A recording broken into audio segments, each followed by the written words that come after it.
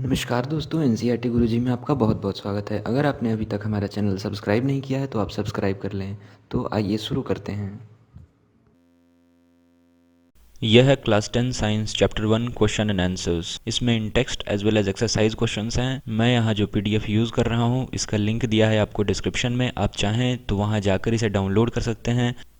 Question number 1, Why should a magnesium ribbon be cleaned before burning in air? Answer. Magnesium is very reactive metal. When stored, it reacts with oxygen to form a layer of magnesium oxide on its surface. Magnesium एक बहुत ही reactive metal है और जब वो रखा रहता है तो वो एयर के ऑक्सीजन के साथ रिएक्ट करके मैग्नीशियम ऑक्साइड बना लेता है और मैग्नीशियम ऑक्साइड का एक लेयर उसके सरफेस पे आ जाता है, जिस कारण जब हम उसे जला रहे होते हैं तो वो इग्नाइट नहीं हो पाता है। इसीलिए हम उसको साफ करते हैं सैंड पेपर से। This layer of magnesium oxide is quite stable and prevent further reaction of magnesium with oxygen. तो ये काफ़ी स्टेबल होता है और ऑक्सीजन से उसे रिएक्ट नहीं करने देता। This magnesium ribbon is cleaned by sandpaper to remove this layer so that the underlying metal can be exposed into air. चूंकि वो एक बार ऑक्सीजन से रिएक्ट कर चुका होता है, इसलिए जलते वक्त वो दोबारा रिएक्ट करने से मना कर रहा होता है। इसी चीज़ को रिमूव करने के लिए हम लोग उसे सैंड पेपर से साफ करते हैं। Question number 2. Balance the following chemical equation. Write the balanced equation for the following chemical reaction. First, hydrogen plus chlorine gives hydrogen chloride. Hydrogen का फॉर्मूला है H2, क्लोरीन का फॉर्मूला है Cl2 और ये देता है हाइड्रोजन क्लोराइड HCl। यहाँ hydrogen का 2 एटम है, क्लोरीन का 2 एटम है और HCl जो हाइड्रोजन क्लोराइड बनेगा उसमें एक एटम हाइड्रोजन होगा और एक एटम क्लोरीन होगा। उसी को पूरा करने के लिए हम इसे बैलेंस करते हैं और यहाँ पे 2 लिखते हैं, क्योंकि 2 एटम हाइड्रोजन का भी हो जाए और 2 एटम क्लोरीन का भी हो जाए। Second, barium chloride plus aluminium sulphate gives barium sulphate plus aluminium chloride. Barium chloride को लिखते हैं BaCl2, ये 3 बैलेंसिंग के बाद लिखा गया है। एल्यूमिनियम सल्फेट को लिखते हैं Al2SO4 whole thrice. Barium sulphate BaSO4, aluminium chloride AlCl3। ठीक, अब हम बेरियम से शुरू करेंगे। तो रिएक्टेंट साइड में हमें एक बेरियम का आइटम दिखा और प्रोडक्ट साइड में भी एक ही बेरियम का आइटम है। ठीक, अब क्लोरीन की बात करते हैं। तो क्लोरीन रिएक्टेंट साइड में 2 है और प्रोडक्ट साइड में 3 है। अब इन 2 और 3 को तो हम इक्वेट कर नहीं पाएंगे, तो अब कुछ करना पड़ेगा जिससे ये इक्वेट हो सकें। तो अगर 3 इंटू 2 कर दें, यहाँ पे अगर इसे 2 से मल्टीप्लाई कर दें तो क्लोरीन का आइटम 6 हो जाएगा और यहाँ जो Cl2 है इसे अगर 3 से मल्टीप्लाई कर दें तो क्लोरीन का आइटम 6 हो जाएगा। इसे हमने 3 से मल्टीप्लाई सिर्फ क्लोरीन को बैलेंस करने के लिए किया है और यहाँ इसे 2 मल्टीप्लाई सिर्फ क्लोरीन को बैलेंस करने के लिए किया है। लेकिन ऐसा करने से यहाँ पे एल्यूमिनियम की बैलेंसी के साथ छेड़छाड़ हो गया। अब देखिए एल्यूमिनियम का 2 एटम आ गया। अब हम इधर आके चेक करेंगे कि वापस इधर भी एल्यूमिनियम का 2 एटम है। अगर नहीं है तो हम बनाएंगे, उसे हम बैलेंस करेंगे, उसके साथ कुछ मल्टीप्लाई करेंगे। तो इधर आप देख सकते हैं कि इधर भी 2 एटम है एल्यूमिनियम का, तो ये ऑलरेडी बैलेंस्ड है, हमें इसमें कुछ करने की ज़रूरत नहीं है। अब सल्फेट, ठीक है, हमने बेरियम देख लिया, क्लोरीन देख लिया, एल्यूमिनियम भी बैलेंस हो गया। अब सल्फेट को देखेंगे। सल्फेट इस पूरे SO4 को बोलते हैं और सल्फेट का यहाँ पे 3 एटम है और यहाँ पे देखिए SO4 ये पूरा सल्फेट है और इसको 3 से मल्टीप्लाई किया गया है, मतलब सल्फेट का यहाँ भी 3 एटम है, मतलब कि हमारा होल इक्वेशन बैलेंस हो गया। आगे की इक्वेशन देखते हैं। Sodium plus water gives sodium hydroxide plus hydrogen. तो सोडियम है हमारा Na, वाटर है हमारा H2O, सोडियम हाइड्रोक्साइड है हमारा NaOH, हाइड्रोजन है हमारा H2। तो अब सोडियम से बैलेंस करना शुरू करेंगे। लेफ्ट हैंड साइड में हमने देखा कि एक सोडियम का एटम है और राइट हैंड साइड में भी एक सोडियम का एटम है, मतलब प्रीवियसली सोडियम बैलेंस था। आगे बढ़े, हमने लेफ्ट हैंड साइड में H2 को देखा तो हाइड्रोजन के 2 एटम थे लेफ्ट हैंड साइड में और हमने राइट हैंड साइड में देखा तो हाइड्रोजन के 2 एटम H2 में और एक एटम NaOH में, कुल 3 एटम थे।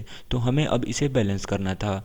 तो हम क्या कर सकते थे, यहाँ 2 और एक 3, तो अगर इसमें 2 से मल्टीप्लाई कर दिया तो यहाँ पे राइट हैंड साइड में कुल 4 एटम हो गए हाइड्रोजन के और यहाँ पे अगर 2 से मल्टीप्लाई कर दिया तो लेफ्ट हैंड साइड में भी 4 एटम हो गए हाइड्रोजन के। अब लेकिन ऐसा करने से ऑक्सीजन के साथ कुछ छेड़छाड़ हो गई, तो ऑक्सीजन के लेफ्ट हैंड साइड में हुए कुल 2 एटम और राइट हैंड साइड में आकर देखा तो ऑक्सीजन भी ऑटोमेटिकली बैलेंस हो गया है, मतलब कि हमारा ये इक्वेशन बैलेंस हो गया है। ये सारा काम हिट एंड ट्रायल मेथड से हम लोग कर रहे हैं, रख के देख रहे हैं, मल्टीप्लाई करके देख रहे हैं, जो भी आ रहा है सटीक बैठ रहा है वो फाइनल आंसर में काउंट हो रहा है। Question number 3, right a balanced chemical equation with state symbol for the following reaction. अब केमिकल इक्वेशन हमें स्टेट सिंबल के साथ लिखना है। स्टेट सिंबल कहने का मतलब solid, aqueous, gas, liquid. Solution of barium chloride and sodium sulfate in water react to give insoluble barium sulfate and the solution of sodium chloride. First, solution of barium chloride and sodium sulfate in water react to give insoluble barium sulfate and the solution of sodium chloride.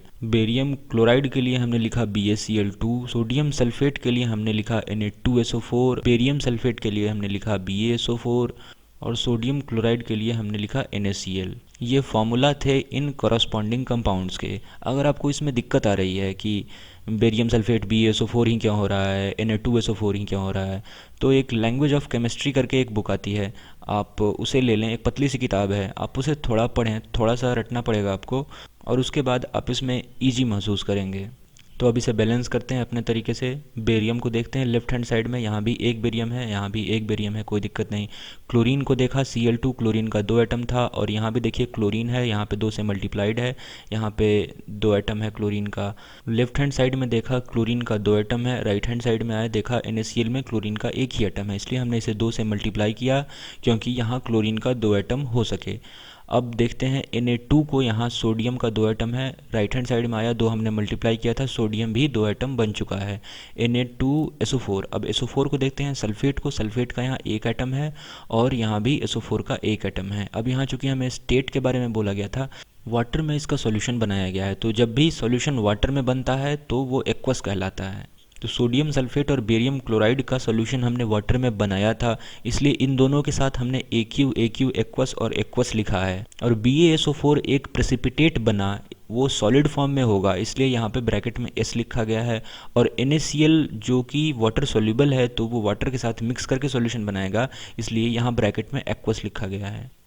अब आगे second, sodium hydroxide solution in water react with hydrochloric acid solution in water produce sodium chloride solution and what? sodium hydroxide NaOH water में है इसलिए aqueous, hydrochloric acid HCl water में है इसलिए aqueous.